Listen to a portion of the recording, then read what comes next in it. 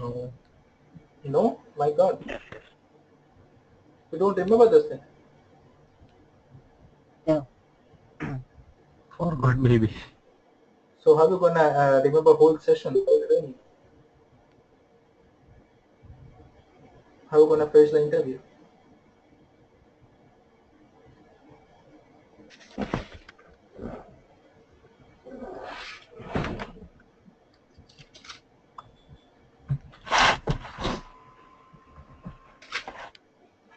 Okay.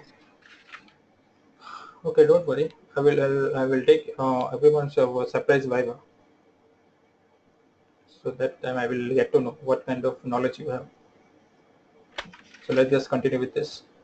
Okay. So in this server one, we are going to use the static net. Okay, we are going to enable the static net. Yeah. So what we are going to do here, let me explain you this thing. Okay. So we are going to use a static net. That is static one. Okay. So to enable the static net, so we assign one IP address to this server one. So that is 10.2.2.1, right? Right, guys? Here you can see here we assign an IP address to this DMZ, the server 1 10.2.2.1, right? So assume that this is the IP address for the DMZ server 1. Okay. Now in the static net, what we require, we need one IP address, one public IP address. Hello, hello, hello, hello. Can you hear me, guys? Yes. Okay. Yes, Anish. Yes, sir. Yes, we can hear you, Manish. Okay. So in this static net, what we are going to do, we use one public IP address here. Okay, we use one public IP address here. So whatever traffic comes to this IP address, it already got translated to this one of the public IP address. Okay, so in our lab environment, what we require here, we require one more free IP address of our physical network. We require here one more free IP address for our physical network. Okay, so which IP address we already use? Let's just see. Now we use 1.46, 1.47. Okay, so let's just Yes. ping here first. Check it out which IP address is free. So open the command prompt and ping one more free IP address. 1.46, 48. Yeah, it's working. It's free, so we can use that. So we are going to assign here 192.168.1.48 IP address. We use this IP address for the static net. To this DMZ server. Okay, and also we are going to create one policy here, one security policy to allow communication between here.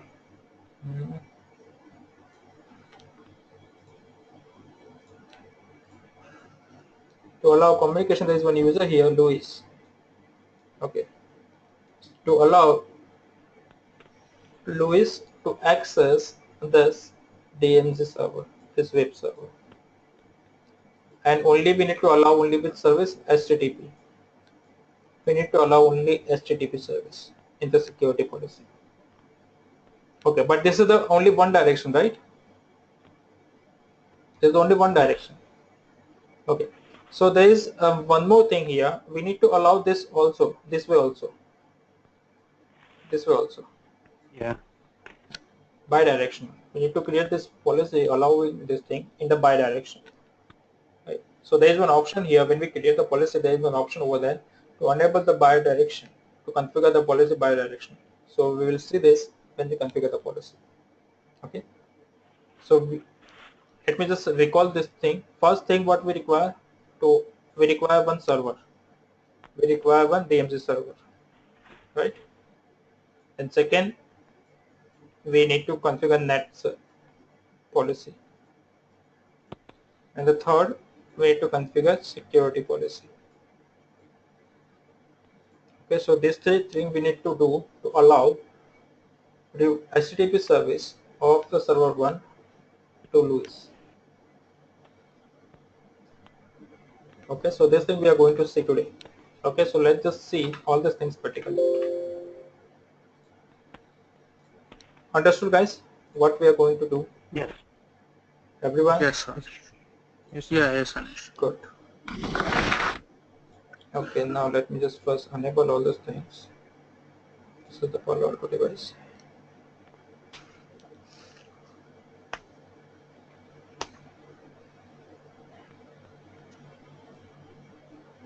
So for the static NAT, Anish, does our public IP address and the 1/3 interface IP address, they both have to be static?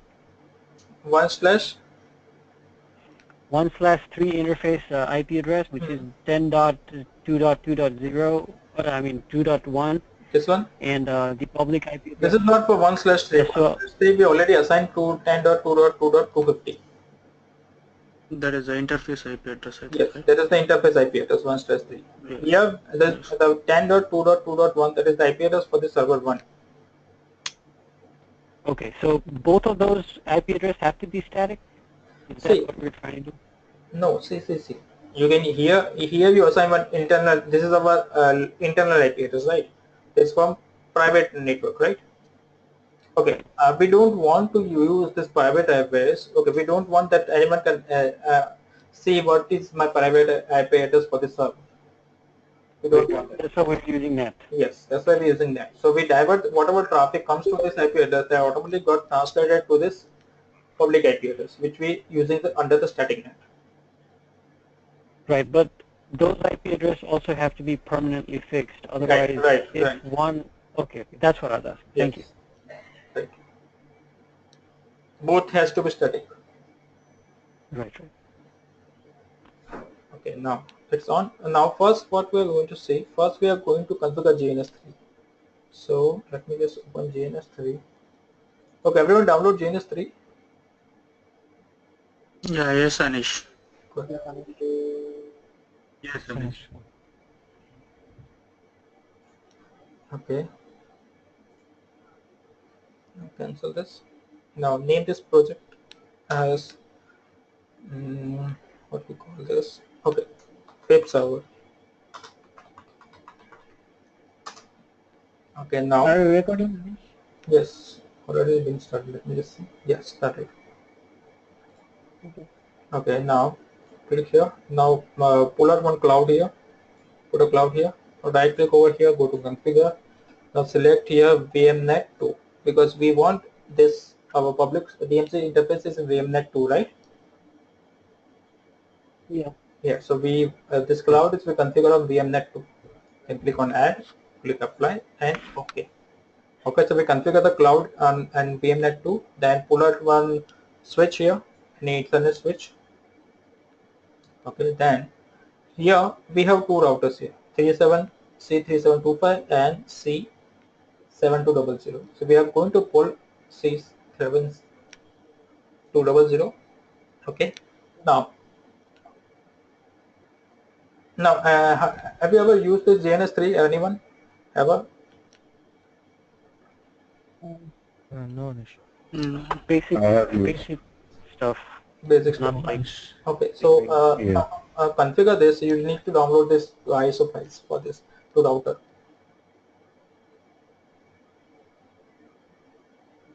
Yeah. By default, this router is not there. You can find only these things.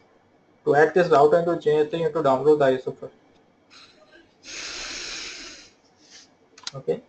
So if you don't have, I will upload this router file on the Google Drive. From there you can download this. Okay. Sure. Okay. So today I'm going to upload this one. Okay. Now what we are going to do, we are going to connect this router. This is the router R1. Okay. So this router, we want to configure this router as a web server 1 in DMZ Zone. We are going to configure this R1 router in DMZ Zone, and this R1 router acting as a DMZ server, and we enable the remote HTTP services, means web services, into this router. Okay, so first we need to connect all these things. Okay, so right click here to connect. Okay, otherwise you can configure it here. Okay, we first configure later on. First click here. Let me just add the slots here.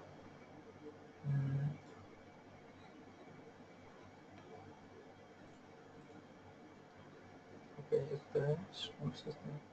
this is that. Okay, now we are going to connect all these things. So pull out one cable here, connector. Now select here, select first 800/0 interface is with the switch interface 1, then again the switch interface 2 to this cloud. Okay, now you can see here this connection is it's already been established. You can see here. You can see this is a green dot, right? So it is working now. The connection is established, but here it's not working. So how are we going to do this? So we need to first power on this. Now you can see the connection established between router 1, switch and cloud 1. Okay, now we are going to configure the router here. So how to configure this? Right click on router. Okay, first enable the label here. So how to enable this? Here. This is the label. So the router, we connect this router 1 with the switch from S00, and the switch connected, this cloud is connected with the switch on port number 2. Okay, so here let me just enable the pen here first.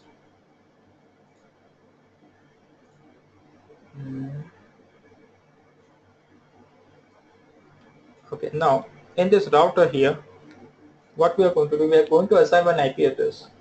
And which IP address we are going to assign this to this router? 10.2.2.1 is the IP address for this router. We are going to assign this IP address. We also are going to assign the gateway. So gateway for the router is the 1/3 interface IP address for the Palo Alto device, that is 10.2.2.250 is the gateway. Okay, and third thing what we are going to see, we are going to enable the HTTP service in this router. So we are going to configure all these three things. Okay, so how to configure this thing, let's just see. Okay, so to configure this, right click on router, then go to console here. This is the console here. Press enter key. Come on from this. Okay, now to configure the router, okay, I already make one command out here. So let me show you the command list. I already write down the command and notepad file.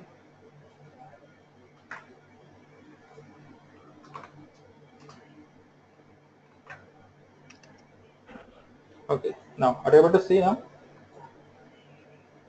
Hello, guys. Yes. Yes. Yes. So we need to enter this command into our router 1 to configure it. So here you can see first enable it, then config T to enable the configuration. Okay, so what we are going to do here, we provide one username. So username is admin. Then we are going privileges to 15. So okay, so learn about all this thing. You need to know about the router configuration. How to configure router, that you need to know. Okay, then secret, that is the password. So we assign one password to this router, that is softness. Okay, then we enable the HTTP service. So allow it to IP space HTTP server. We enter that authentication local, the interface which we connected at app A00. Then no shutdown. Then we assign the IP address to this router, that is 10.2.2.1 and the subnet mask. Then we assign the route, that is this is the destination default route and this gateway. And to write this configuration, we need to write WR. So what we are going to do, we are going to just copy this and paste it over here. So that's done.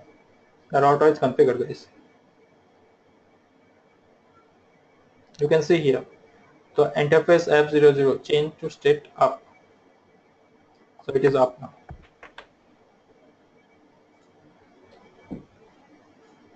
Getting it? I know that you got confused here how to configure this thing, router. Okay, so to do learn this thing, you need to know about this CCNA, the configuration of the router. Okay. Now here we need to remember the password. Username is admin, password softness. Okay. Anish, what type of router is this? This one, C7200. Cisco 72.3. You can use this one also, any router, in which you can enable the HTTP services.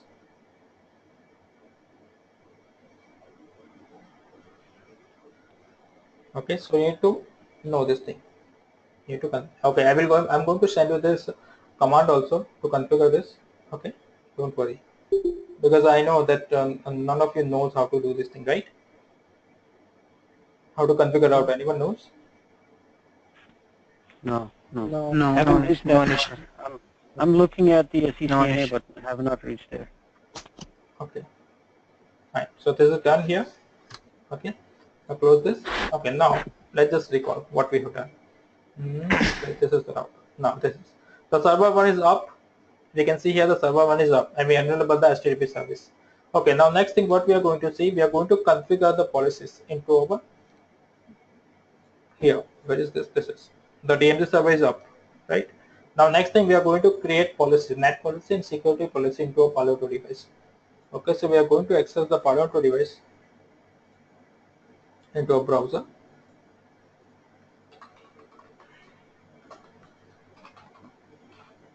(146), right? We assign this one.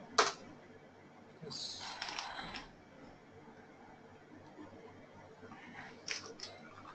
Log in here.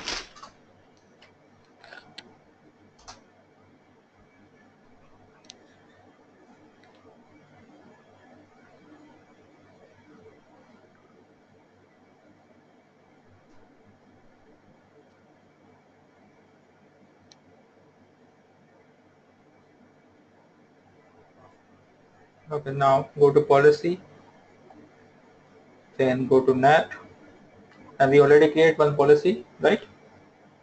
Remember this? To communication between inside to outside. Yes. Okay, so we are going to add one more policy here. So click on add. Okay, now we create this policy. So which name we are going to assign here? We are going to create this policy, NAT policy, to allow for the static NAT. Okay, so what name we are giving here? Static NAT policy for I/3 interface. 1/3 interface. No, we can see here. Not 1/3. We use allow the static NAT for the server, DMZ server, which we configure in GNS3 server 1. This one. This one, not for this interface, only this server one. Okay. Okay, so name this as server 1 static NAT. Okay, then after this, if you can you ensure the thing that IP version 4 is selected, then click on origin packet. So what is our source zone here? What is our source zone? Public IP address? Layer 3. Layer 3. I am asking you zone, guys. Zone. Zone. Outside. Source zone. I am not asking you destination zone. Now we are going to create one policy. There is one user here on ISP side, Louis, who wants to access my server 1 using HTTP protocol. So what is our source? Outside. So from Louis, it's outside, but we need to enable this to server. We need to allow the server 1, so anyone can access the server 1 only HTTP service from outside network, right? We need to allow the server 1 HTTP service to ISP from to outside zone, so anyone can access this. So to this way, the source is your DMZ zone, a destination outside zone. Destination interface 1/1. Yeah. Okay, so here we are going to choose source zone as a DMZ, then destination zone. Which one? Outside. Outside, right? Outside.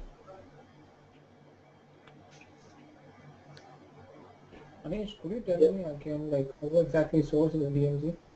Now see why we create this policy here. Okay, we create this policy here, netting here. Okay, net policy. So from outside network, anyone can access this server 1. Okay, so the source would be our server 1, and outside network would be our destination. It should be like ISP is the source, right? Because person is accessing from that. But we need to enable this in bidirectional way. Okay, okay. Because we are going to allow this server 1. We are not going to allow this ISP to access this server. We are going to allow this server 1 access by the ISP. Okay, yeah. Okay. Yes, sir. Now here we are going to choose source 1. Then destination interface. Which interface we are going to select here?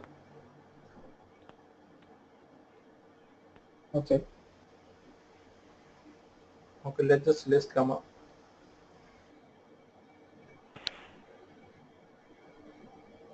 So since this is bidirectional, do we have to create 2 policies? No, or no. I will show you. I will show you.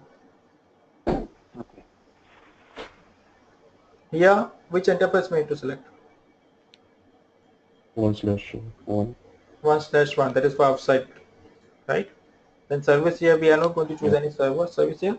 Now here, what is our source address? Okay, so here we are going to select one source address. Okay, but there is no network object is there, so we are creating one object here. So name this as server 1 local IP address. So what is our server 1 local IP address? 10.2.1. Here choose the NAT mask and assign the server 1 local IP address, that is 10.2.2.1. Then click OK. Then select here, that is that. Okay, so there is our source, right? Okay. Right. So what we have done till now, if the original packet came from the DMZ zone, if the destination is outside zone, if the interface is 1/1, and the source address would be server 1 local IP. If all this criteria matches, if all these 3 criteria match, then this packet got translated to, so here we have the translation type.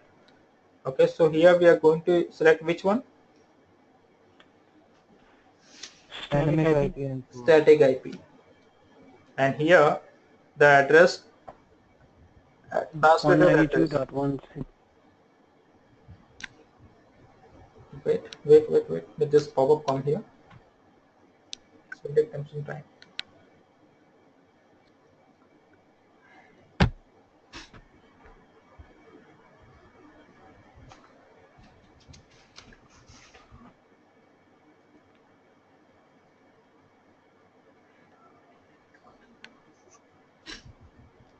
Here what we are doing source address translation.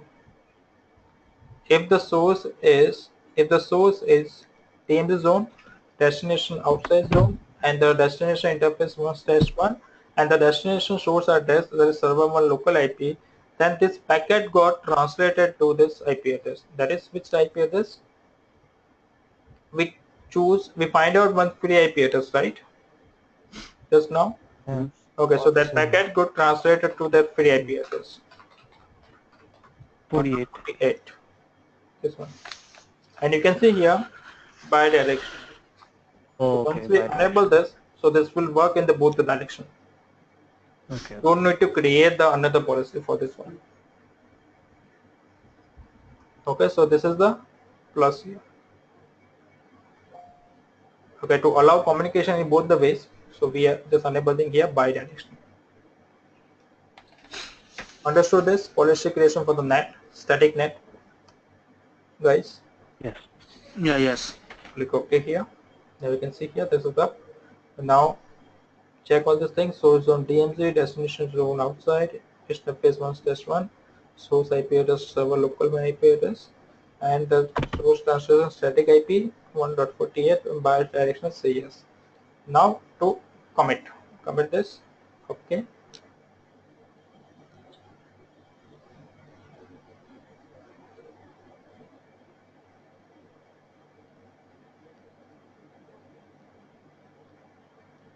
Okay, so here guys, what we have done, we allow server 1 to access by outside network, right? Right. So, and we enable the bidirectional. So it will work from if any one user is here, if he wants to access server 1 using HTTP service, so that is allowed because we enable over there bidirectional. Right. Now here we are going to create one more security policy. We create NAT policy. Now we are going to create security policy to allow only HTTP traffic, to allow only HTTP service. Okay, so let's just do this. This is done. Now go to security policy here. Then here we are going to create one more policy. So add here. Now name this policy. Let's just name this as web access to server 1. Okay, remove this one here. Server 1. Okay, now rule type. So here which rule we need to select? Intrazone or interzone? Interzone, because it has like two different. Interzone. Right. Why? Two different zones. Different zone, Right. different network. Yes, different zones, not network. Interzone. Then go to source. What is our source, guys? Here. DMZ. DMZ.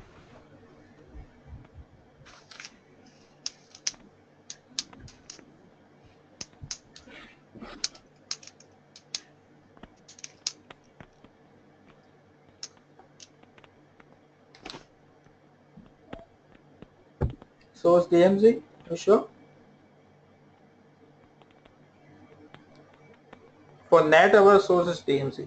But to allow to security policy, what is our source?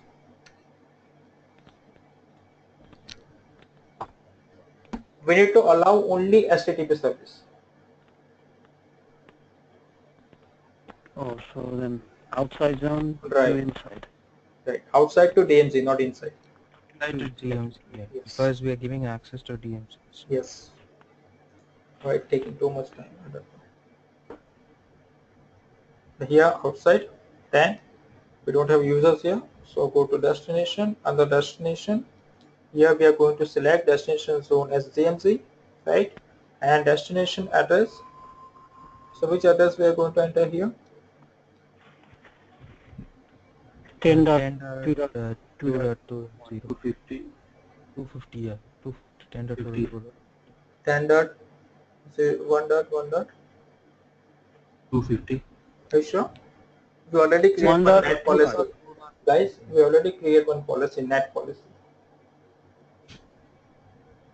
So whatever traffic came to 10.2.2.1, that is got translated to which IP address? Free IP address. Free IP address. So what is our destination? Free IP address. Free IP address. Not the server 1 local IP. The translated IP. We need to mention here the translated IP. 1.48. This one. That is our destination. Because this is IP address that is communicate to the ISP, to the LUIS, not the server 1 local IP. Because we create one NAT policy here. Right? Yes. Guys, understood? Yes. Yes, yes. It translates that Yeah, IP yes, address to the server. Yes. Okay, now here we need to allow here the only HTTP service. Okay, so what we are going to use, we are not going to select that application, we are going to select service here. And under the service, we are going to allow service HTTP. This one. We are going to allow service HTTP.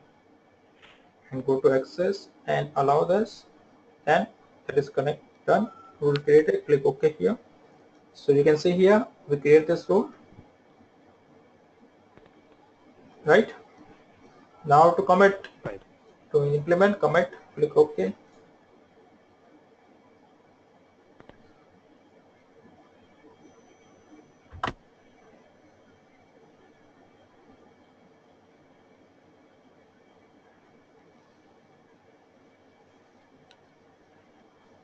Okay, now this is done. So we allow the DMZ server 1. We allow the server 1 you creating a NAT policy to translate the address, and we allow the HTTP service, right? Now what we are going to see, we are going to check all the things whether we have the access of this DMZ server or not. So how are we going to check this? Just open the new tab here, okay, and type the command HTTP and :/ and the IP address of your router, the translated IP address, that is 192.168.1.48. 48. Yes, and this will ask you to enter the username and password. So remember, when we configure the Admin router, and softness. yes, admin and softness. Softness. You can see here we have the access of the router. This one, Cisco. So that means what? The policy is working fine. Understood this? Yes. How to allow any server which is located into DMZ zone to outside network using a static net. So if we try HTTPS, it should not allow the any traffic to flow because we have not enabled it. Yes, because mostly what happens, when we create any kind of web server, so only the web server has the only HTTP traffic, not any other traffic. Right. Okay, so this is our practical for DMZ, guys. Understood, all of you? Yes, sir. Yes, Anish.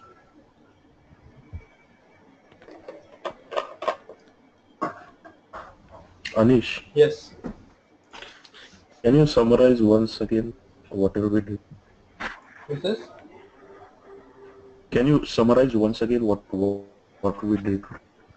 Okay. Just What like we did? small Yes. summary. Yes.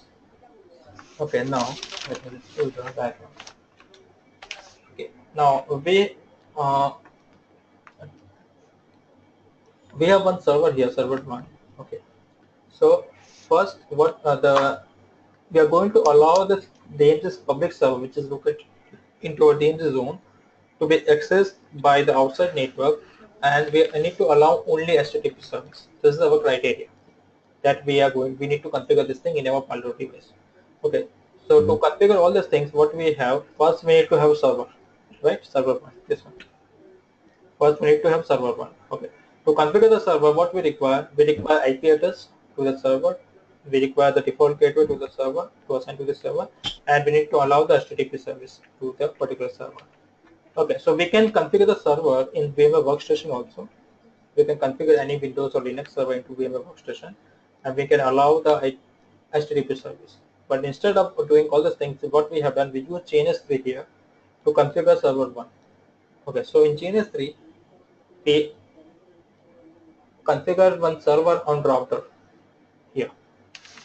Here. So we configure here router 1. Okay, and we allow the HTTP service here in the router. Okay, so in this whole network comes under VM network adapter VMnet2. Okay, and this is the same network which is associated with our 1/3 interface, right? Okay. Now after configuring router, then we need to create two policies to allow communication. First one is NAT policy, and second one is security policy. Security. Okay, so under the NAT policy, okay, we also learned this thing on our first session also, in our first session of the introduction to firewall. So whenever you put any router into your DMZ zone, especially in any of the firewalls, so in the server you allow the static net to configure the server on the static net. So here we are going to configure the server 1 as a static net. So the IP address which we assign to the server 1, that is 10.2.2.1. So whatever traffic there is destined to this to 10.2.2.1, that all the traffic got translated to the one of my free IP address of my physical network. Okay, so we create a NAT policy here to allow netting between the outside network and the server 1, the static net. Okay, and after creating the policy, we create one security policy, and in the security policy we allow HTTP service, and we commit this, then we check all those things, and it's working fine. Yeah. Okay. So now got it? Udit? Understood? Yeah. Okay. Now guys, let me just tell you a few things. Okay. Now the checkpoint firewall and the Palo Alto firewall. Okay. Checkpoint, you can easily learn this thing, checkpoint firewall. But Palo Alto is somehow difficult. Okay. It has so many options. It has interface, and into the interface it has some interfaces. It has virtual LANs. It has virtual router.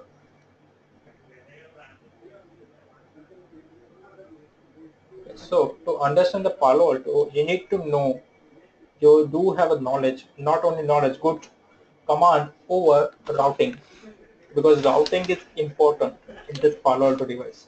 To configure this Palo Alto device in the real environment, we need to know about the routing, guys. In the routing, you need to know about the different routing protocols. Also, you need to know about the network address translation. You need to know all these things, guys. You do have a knowledge. Okay.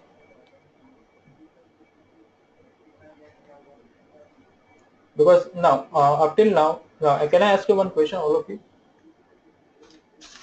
Okay. Yeah. Yeah. Okay, and now we already have performed some practicals, right? So you can understand this thing by doing when you perform this practical by your own. That you understood this thing, that you need to know about the destination zone, you need to know about the routing, you need to know the network address translation. Because to allow any of the services, we need to create security policy, and also we need to create NAT policy, right? Hmm. Now you do have a knowledge idea about this, that you need to have this knowledge, right? So guys, if you have some kind of confusion out there, please clear your confusions, everyone, especially in routing and this netting, network address translation. Otherwise you are not able to configure, or you are not able to create any kind of NAT policy.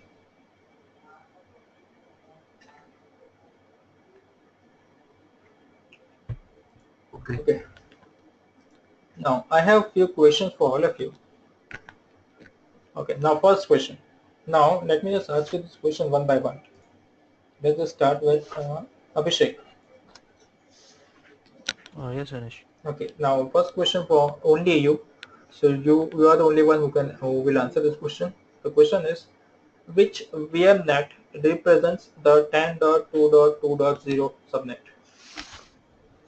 Uh, VMware 2. Right. Right. Now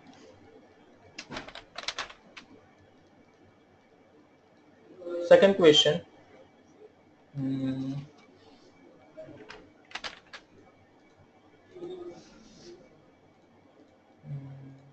I need to ask.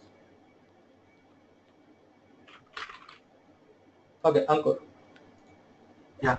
Okay, so I'm going to ask you one question, Ankur. So you are the only one who will answer this question.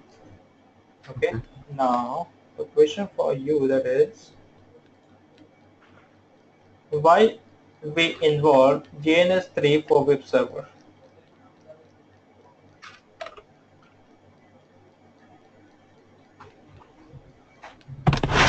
Why we use DNS3 for web server, right? Yes.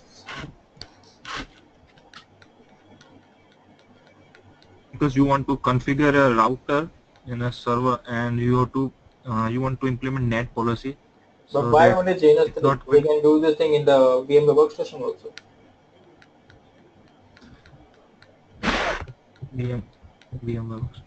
Yeah, but you have to create another system in that Linux or somewhere, all that. That's why you use GNS.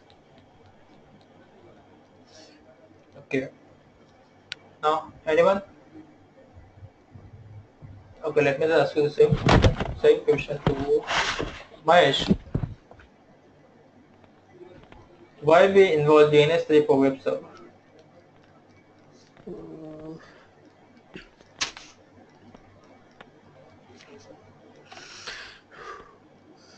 It's a simple question, guys.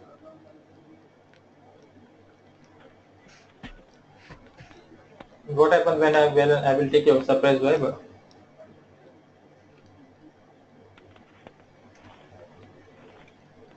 Karthik, same question for you.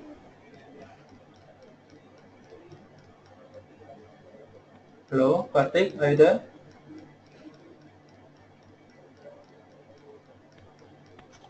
Hello? Yes, I can hear you. Same question for you also.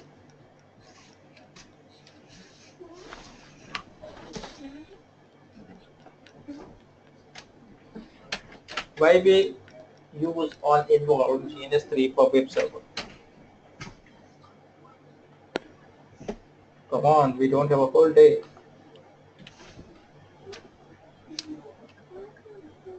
Karthik? Hello? Who? Yes, yes, you only. It's for me? Yes, you only. Yeah, just ask the question once again. Why we use GNS3 for web server? GNS3 for a web.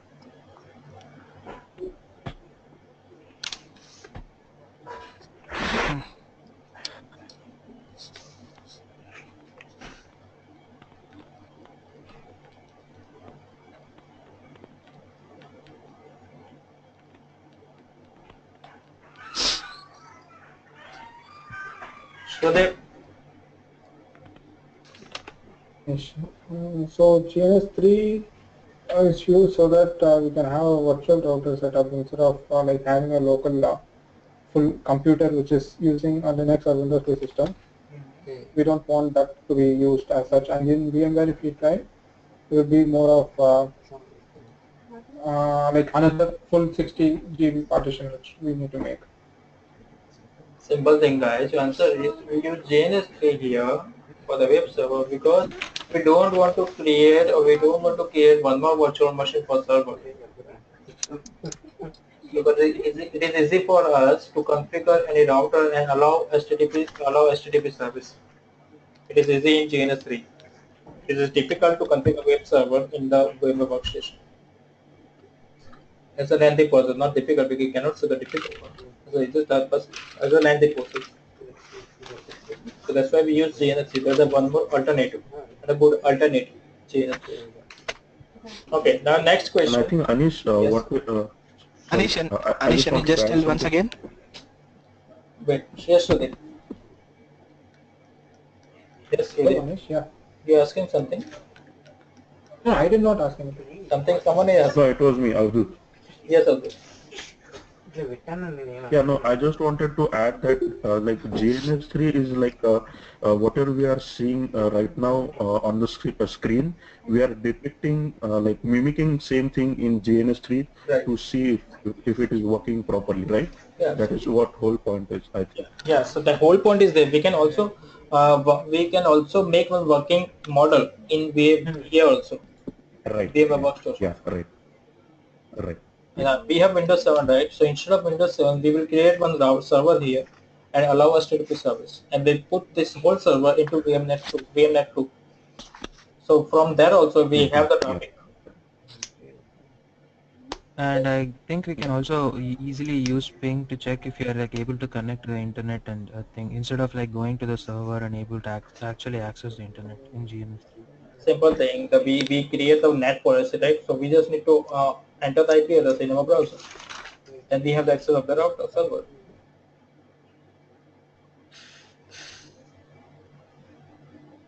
We allow only HTTP service. We don't allow ping service, guys. Remember. Which service we allow? HTTP only. Yes. So we cannot ping any of Yeah. this. We can access the server using the HTTP only. That's it. Okay, now next question for Azhar. Yes, Anil. Okay, now which two elements, or we can say which two firewall elements allowed the DMZ server to access?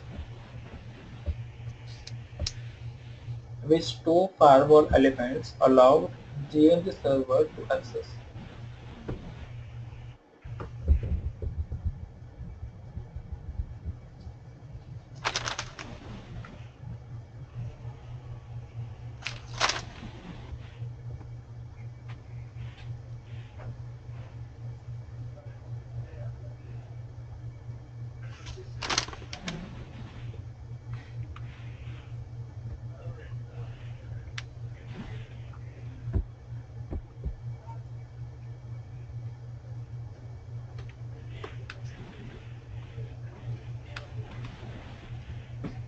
Yes, sir. I don't know. Okay. Nimish? The two firewall services such as network address translation and the HTTP service policies Security policy. allow the access. Security policy. Right, that's true. The two elements that is allowed DMZ server to access, that is the NAT policy and the security policy. We create two policies, right? Remember? Yes. Okay, so the NAT policy, that is the first element, and the security policy, that is the second element. Second. Okay, so this kind of question, guys, you will receive during the Viva and during your surprise Viva also. Okay, if you are not able to answer any question, then I can say only bye bye. That's it. Nice meeting you.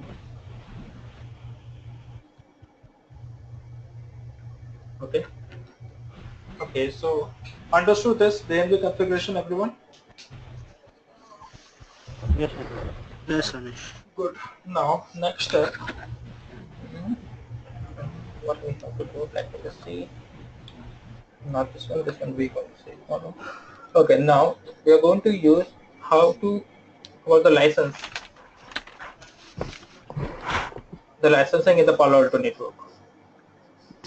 Okay, so by using a license, what we can do, if you have a licensed Palo Alto device, if you're using any license Palo Alto NAT Firewall, so what we can do, you can see here, you can do SSL decryption, you can do URL filtering, you can do data filtering, threat prevention, VPN, anything you can do if you have a license. Okay, and to implement, once you implement the license into a Palo Alto device, there's all this thing, next generation firewall features enabled. So these all are the next generation firewall features. These all are the next generation firewall features that you can use if you have a licensed Palo Alto device. Without a license, you cannot use these features.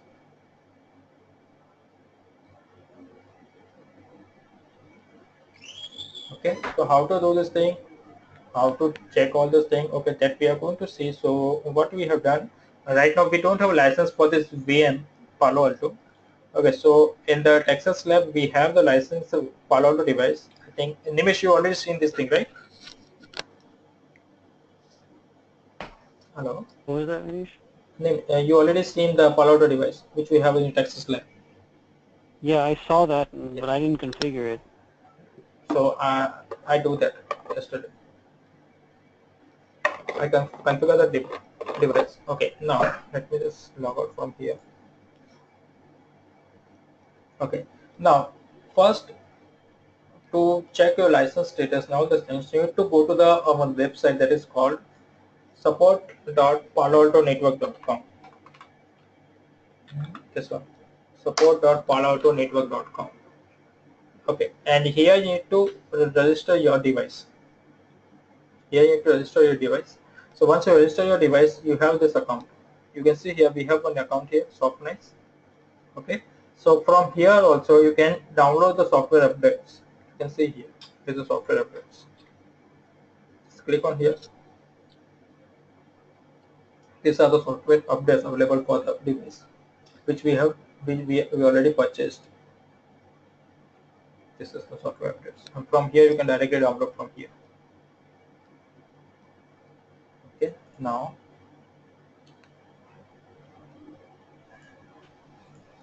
next thing. Okay, now here you need to go to the assets here. So under the assets you have your device, its serial number, its model number. So you can see here the serial number which we have, the device which we have in our Texas lab. The model number is Palo PA200 lab device, and is the serial number, and we have the license for this one. Threat prevention, URL filtering, wildfire. So all this license we have. Okay, now so if you want to suppose if you want to enable your license, okay, so you receive one mail from Palo Alto like this one. Let me show you one mail here. Just a minute.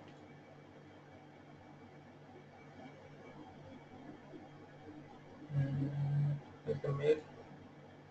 Because yesterday only I configured that.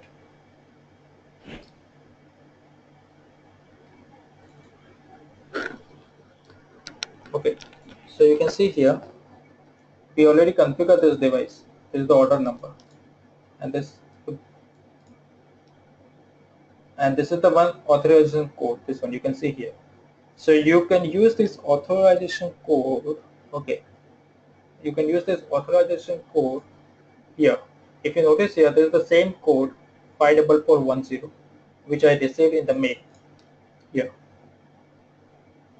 Right. So once you enter this code into this device, so how to enter this? Click on this action, and here you need to click on this activate authentication code and enter the authentication code. What is that?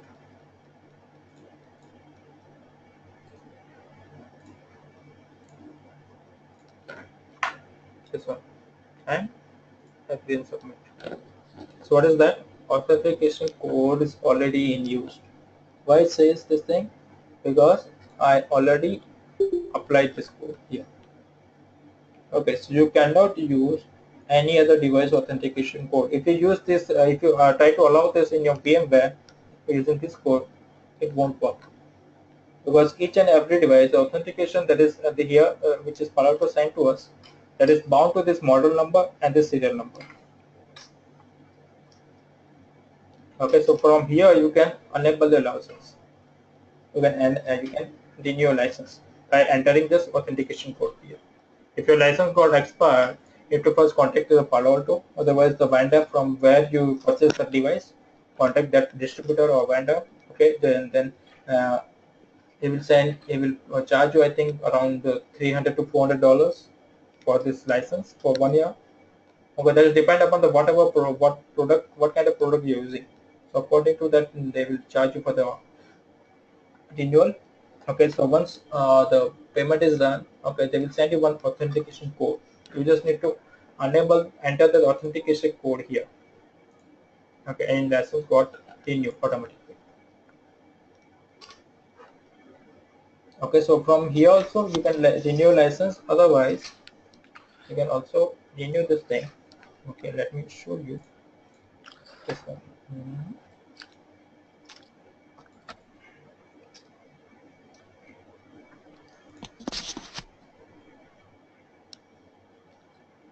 Okay, now this is my device,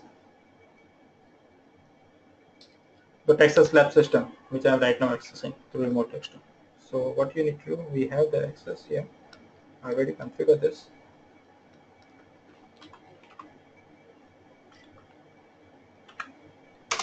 Two to three.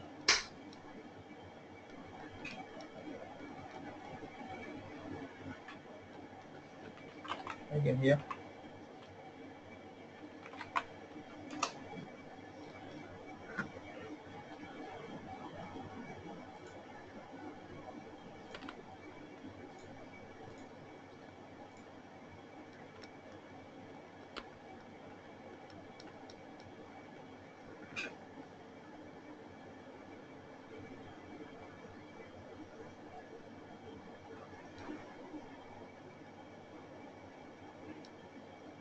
And you can see here the serial number.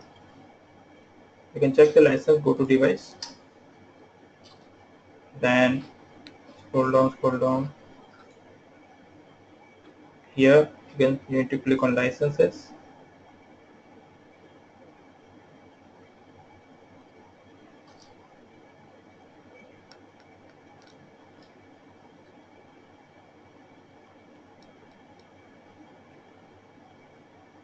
Getting connected.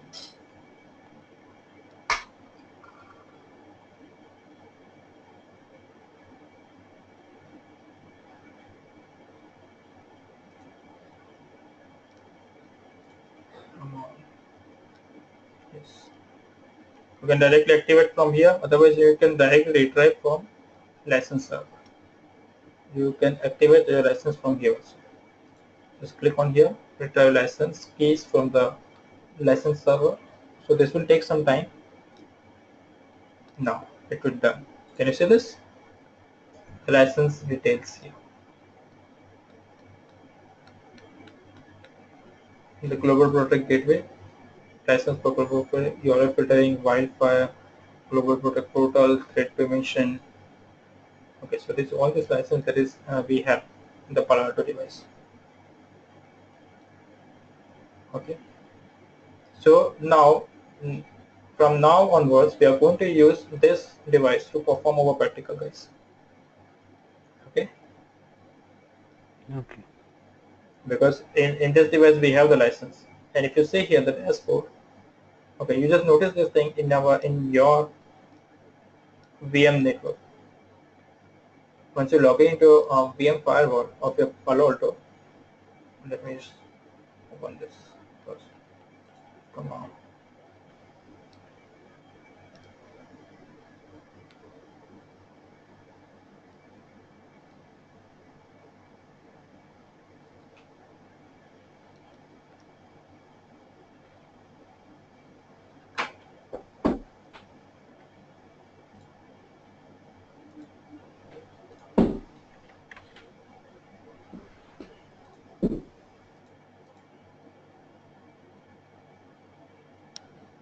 Okay, now you can see here on the serial number you will see the license, the serial number of your device. But in the VMware, let me just access our VM, sys firewall.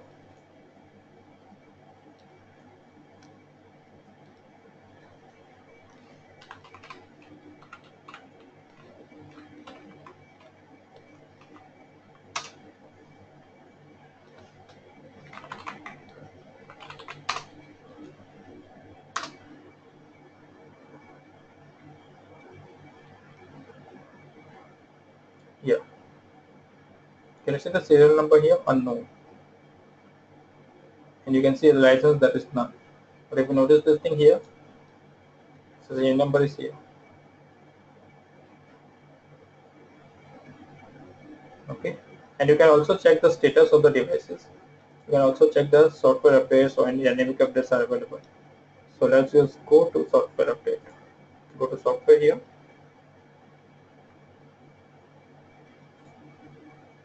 Come on.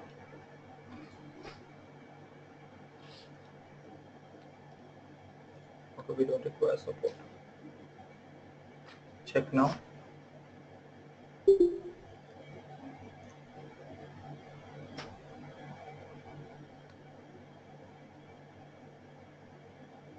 Now, can you see this? Now we have the versions.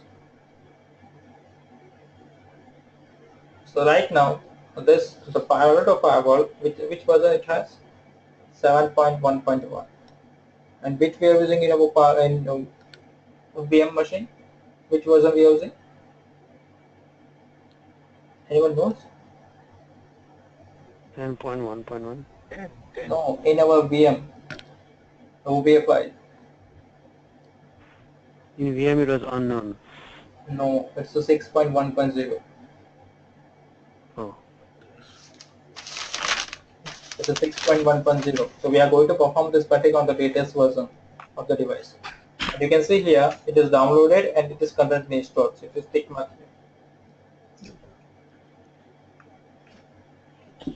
here. Okay, so latest one is 7.1.4 right now available for us.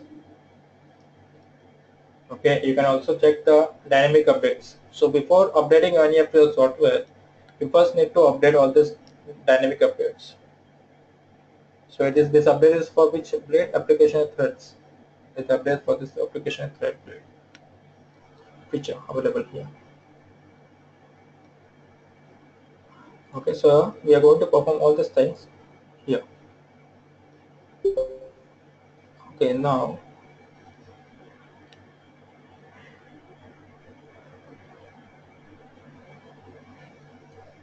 let's just check about this backup thing. Not here, in our VMware. Let's just open our VM firewall. Okay, let's just discuss about the backing. How to back up and restore the Palo Alto device. Okay, it is not that one. We don't. Okay, so how to backup and restore a Palo Alto device backup. Okay, so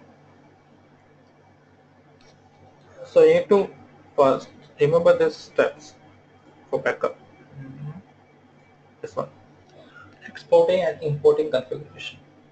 Okay, so first what we need to do, backup a Palo Alto device. Suppose a Palo Alto device, this device goes down. Okay, if anything happened to this device and you are not able to access it, it got corrupted. Okay, like you are using a laptop, right? In your laptop you do have important data, right guys? So you also take a backup of your data. Okay, well, so if your laptop got crashed or anything anything wrong happened to your laptop, so you have your data as a backup, so you can directly restore your data in any other device. Right. So we also take a backup of this Palo Alto device. So if anything happen to this Palo Alto device, okay, so we can import this configuration, the backup file, in other Palo Alto device. Okay, so backup Palo Alto device. So we can use this. Okay, so these are the steps here. First, what we need to do, first we need to commit all these things. So whatever configuration that we forget to commit, so first click on commit. Okay, if it says every configuration is committed, so it's fine. Then you need to click on save. Okay, then you need to export the configuration file. You need to, then after exporting this thing, this will export to our Windows 10 right now, which I'm accessing here. So let's just do this over this thing, so then you can understand this thing. Okay, now here you have to go to the device in your Palo Alto. Right now accessing my VM series firewall, not the physical one.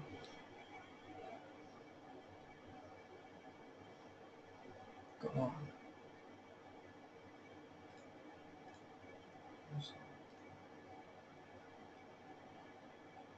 Okay, now in this VM series firewall, go to setup here, go to device in the setup, and under the setup you have to go to the operations. Okay, so first you can see there is disable. Commit option is disabled. So that means what? Whatever configuration you have applied to this Palo Alto device, you commit all this configuration. You commit all this configuration. Right. So first thing what we need to do after committing this thing, we need to save all this configuration. We need to save all this configuration. Okay, so under the NAT device setup and operations, you can see here there is one option called save named configuration as a snapshot. Save named configuration snapshot. Okay, so first we are going to save this configuration. Now we are going to name this. So always name the configuration and always include the date. Always include the date. So we can name this as original dash fw, and what is the date today? 2nd 9 2016, right? Otherwise we can put also time also. We just enter the name. What is that?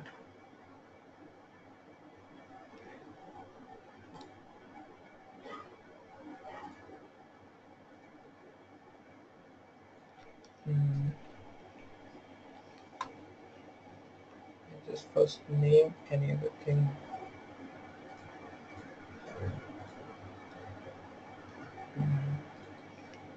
ORIGINL original.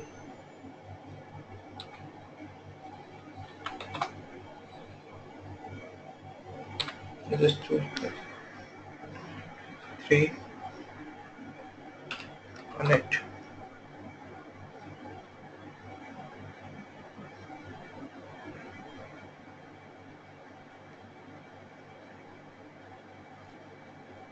Okay, that's done. Now close this in. We save this configuration, so anything goes icon, so we have the snapshot of the configuration of the current device. Okay, now after saving this thing, then what we need to do, we need to export this configuration. We need to export this configuration. So click on export name configuration snapshot, then scroll down and select the same configuration which you have. We just do now, then click OK. So you can see here this is downloaded now here in my Windows 10. So this is the backup file of my Palo Alto device. This one. So this is took the backup of this Palo Alto device. Understood this? How to take a backup? Hello, Mm-hmm. guys. Let us say yes or no. Yeah, Nisha. Yes. Okay, so this Yes. we done the first part, the backup thing. Okay, now we need to do the what we can say. We need to import this file. Okay, so we already have this firewall. Suppose this firewall goes down. Suppose your firewall goes down. Now we need to import this one. Okay, so what we need to, suppose your firewall goes down here.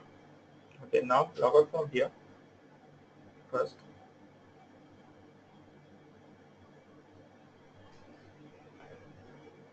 Otherwise,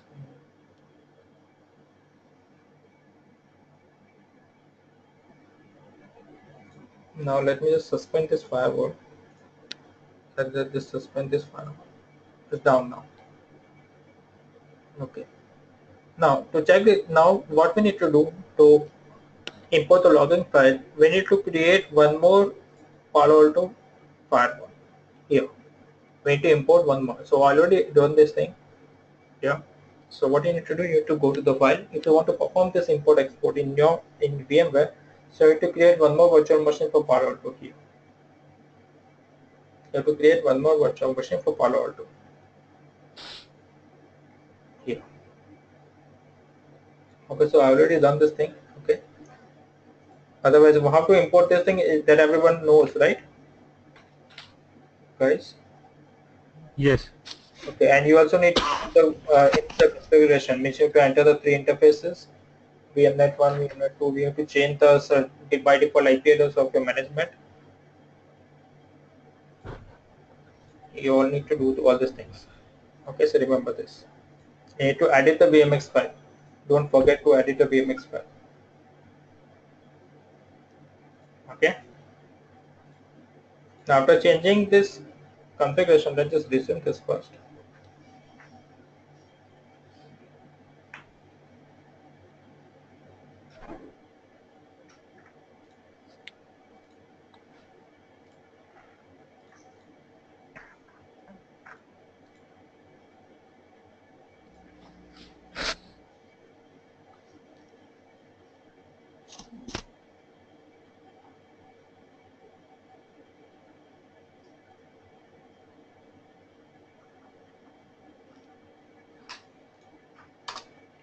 Up.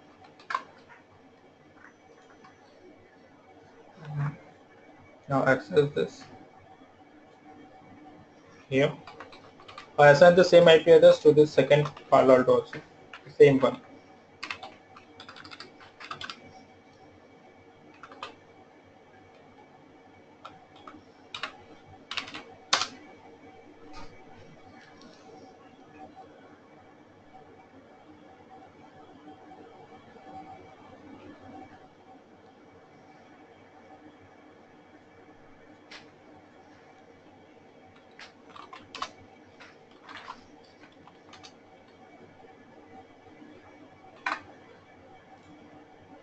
Now enter login here.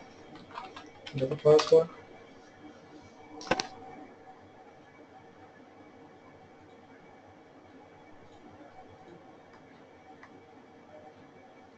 After login this, go to your device and under the operations, first you need to import this file, the downloaded file. So click on import file. Now browse this file. So this is the file, right? We download this file. So open this, click OK. So this is done. Save. Then after importing file, what we need to do? Any idea? We import the configuration file. Now to implement this, what we need to do? The answer is on your screen, guys. Save this file. No, we already done this thing. We need to load that file. Okay. We need to load this configuration file.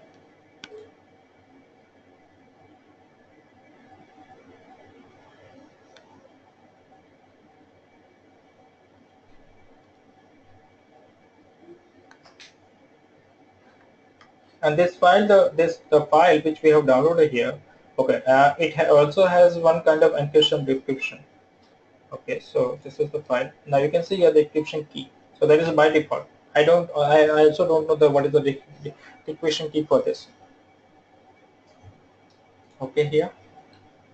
So this will load this file. So there is, you can see config and loaded here.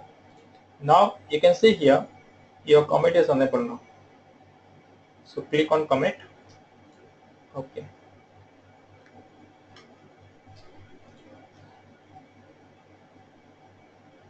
Let's check here.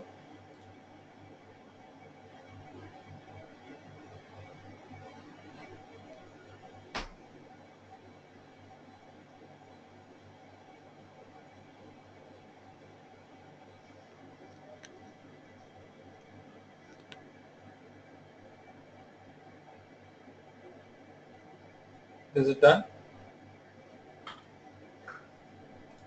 Okay. Now you can check here. Last week created the DMZ service, right? DMZ policies. So let's just check. Now you can see here the policy which we have created earlier at the starting of this session, that is here, and the NAT policy, and the PAT policy. So we configure the backup file here. Understood this? Backup and restore, or we can say import and export. Hello. Yeah. Yes. Good. Yes, Anish. Good. That's very good. Okay, let's just check whether we have the access of this router on, because we changed the firewall, right? Whole firewall. Let's just check. What is, we type here HTTP. Which IP is assigned to this router? The Free IP. what is that? 192.1.48, right? Yeah, for you. 148. Yes, it's working. We have the access to the router. So DMZ is also working.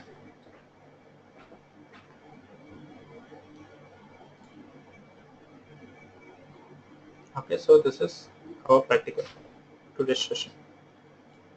Understood? Hello, everyone? Yes. Yeah, yes, understood. Yeah. Yeah. Good. Okay, now we are going to use this one from tomorrow onwards. The license device, Palo Alto license device. Okay?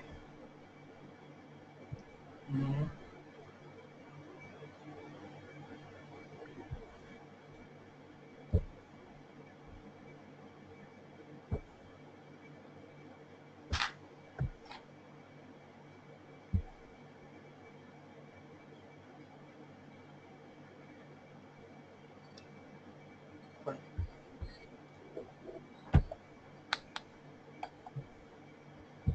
We don't have any policy, so I'm going to create this one today because it is the by default one. I reset all this on the full router, so I'm going to configure it today. Okay, so tomorrow we are going to first discuss about the application ID. What is the difference between application, protocol, and port security?